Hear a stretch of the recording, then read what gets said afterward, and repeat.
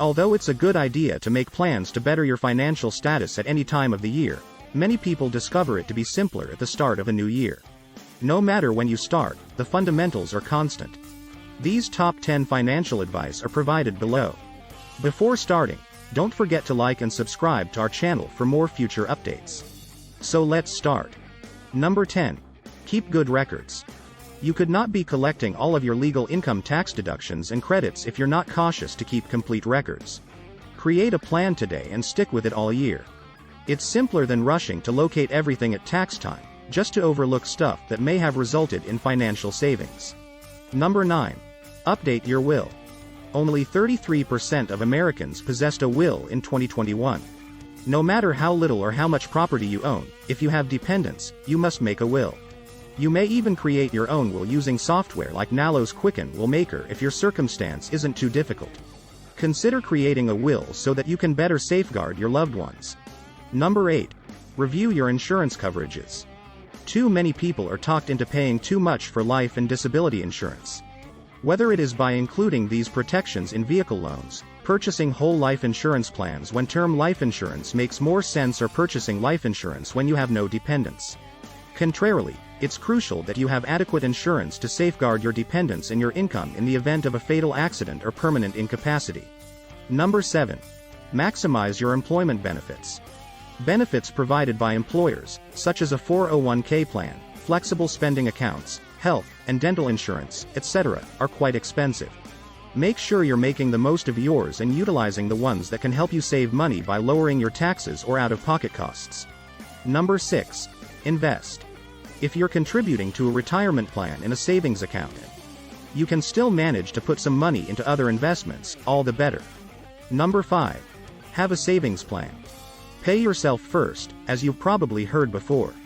It's likely that you'll never have a healthy savings account or investments if you wait until all of your other financial commitments have been satisfied before determining what's left over for saving. Make a commitment to save at least 5% of your income before you begin paying your debts.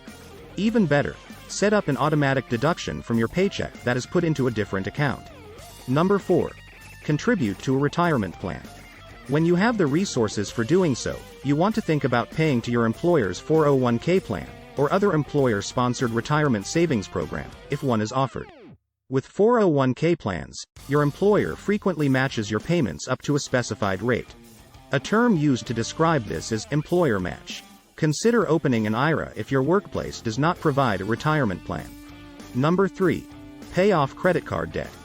The major impediment to growing financially is credit card debt. When we whip those tiny bits of plastic out to pay for a transaction, big or small, it's so simple to forget that we're actually dealing with real money. Even when we make a resolution to pay the debt in full right away, the truth is that we frequently fail to do so and wind up spending much more than we would have if we had used cash. Number 2. Stick to a budget. When attempting to improve your financial situation, budgeting is a major element to take into account. After all, without a budget, how can you know where your money is going? If you don't understand where your money is going, how can you create spending and saving goals? Regardless matter whether you earn thousands or hundreds of thousands of dollars annually, you must create a budget. Number 1. Get paid what you're worth and spend less than you earn. This first guideline may seem straightforward, but many people find it difficult. Make sure you are aware of the market value of your position by assessing your abilities, output, job responsibilities, contribution to the business, and the going rate for your profession both inside and outside the organization.